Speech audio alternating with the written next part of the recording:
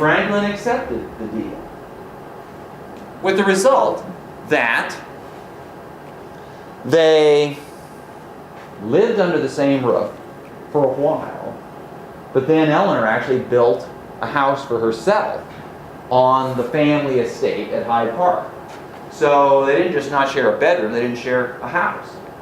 And Eleanor found all sorts of ways of occupying her time and energy. Now you could wonder, you could ask, well, boy, this might work okay for Franklin, because he still has a viable political career, but what did Eleanor see in it? And see, this is the interesting question. This is one of the interesting questions to me. And it goes at this question of, why did Hillary stay with Bill? You know, everybody would have said to Hillary, you know, divorce the scumbags. And when, I don't remember her first name, but when the wife of Eliot Spitzer is standing there beside her man, I mean, good God. He's announcing that he has, for some considerable while apparently, paid for the services of prostitutes. And you stand there, I mean, at the very least, you know, make him stand up by himself and face the music. But you stand there beside him, why is she doing it? I can't speak for her. I can't speak for Hillary Clinton. Well, I can conjecture for Hillary Clinton. And it's sort of the same conjecture I'd make for Eleanor Roosevelt. Both women understood that their connection to this powerful man was going to give them power that they wouldn't have had otherwise. Now, Hillary Clinton, conceivably, could have thought that on her own she could run for president. But there are lots of talented, well-educated, ambitious women in the United States. So why Hillary Clinton and not any one of them? Well, because she has this name recognition, and she can claim that she's had this time in the White House. So she understood that it was, you could call it a bargain with the devil if you want to, but life is full of these bargains. And Hillary made her bargain, and maybe it'll get her to the White House. Now, by the way, I wouldn't rule out the fact that Hillary still loves Bill Clinton. In fact, I would be surprised if she didn't at some level, because I can observe it in Eleanor and Franklin Roosevelt. They developed what became a political alliance. And Franklin served Eleanor's purposes, her political purposes, just as much as she served his. The fact that she was married to the president meant that people listened to her. She had a daily newspaper column that was syndicated in hundreds of newspapers around the country. She had a weekly radio program. None of this would have happened had she not been the First Lady of the United States. She lived in an age when women received the vote.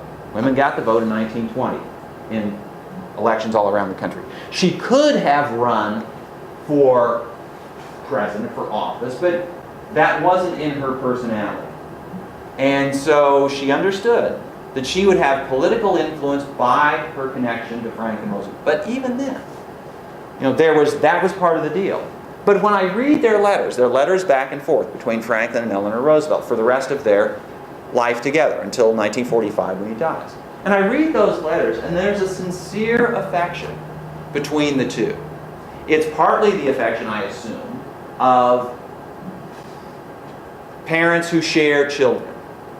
And you can see this in a lot of cases of divorced couples who still have children, and the children are this connection.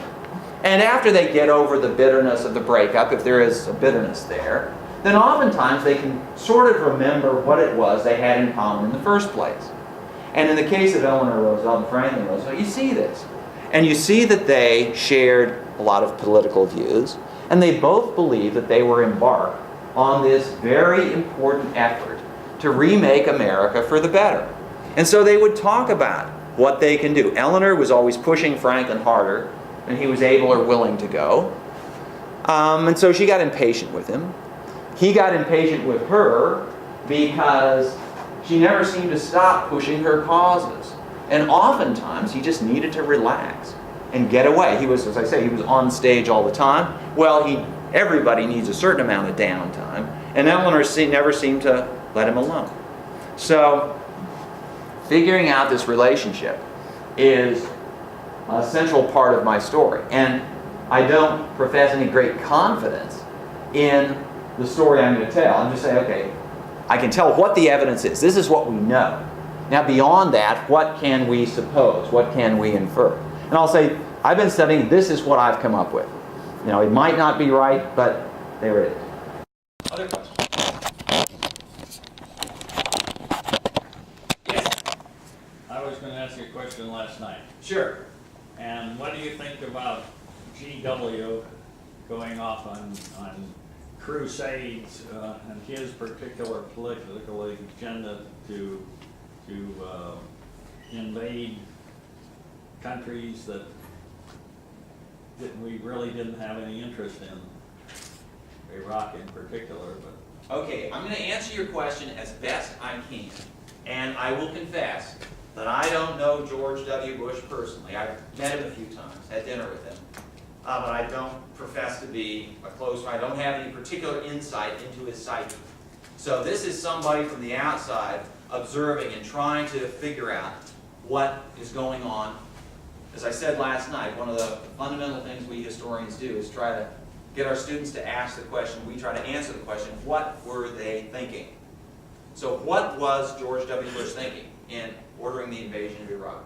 And I'm going to tell you, and this will be in the spirit of what I've been saying this morning, about how a biographer tries to figure out, tries to find the key to a personality, key to a life, and the connection between that private life and the public life. So I'm going to answer as though I were writing George W. Bush's biography 20 years from now.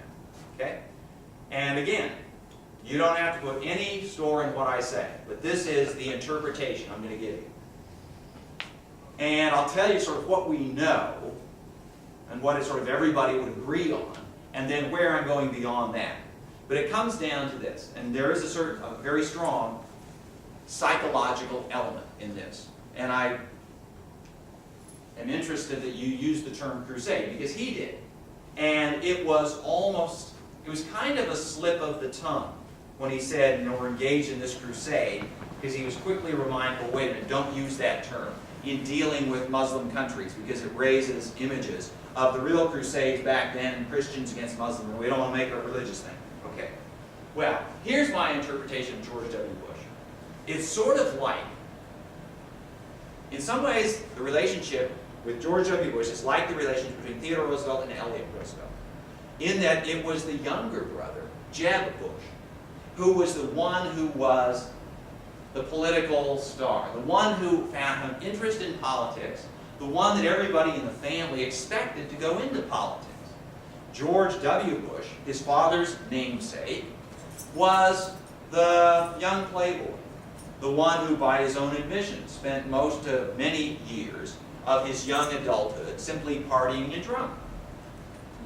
And he wanted to distance himself as much as possible from the world of his father. And this isn't that unusual. Sons often do. Try to make their own mark and do something quite different. So his father was in politics. He didn't want to have anything to do with politics. And so he went off and did this and that. And as I say, by his own admission, he had a drinking problem. And then, apparently, on his 40th birthday, his wife, Laura, gave him an ultimatum. Stop drinking, straighten up, or else. Now, I don't know what the else was, but Laura and some of George Bush's friends conducted some kind of intervention, saying, look, you've got to straighten up. You've got to get your life under control. And to that point that he went off the sauce. He stopped drinking. And again, now this is what we know. Now I'm going to tell you where we get in the realm of conjecture. I'm not going to say that George W. Bush was an alcoholic, although a lot of people have said that. Maybe so, but he recognized that he had this weakness for drink.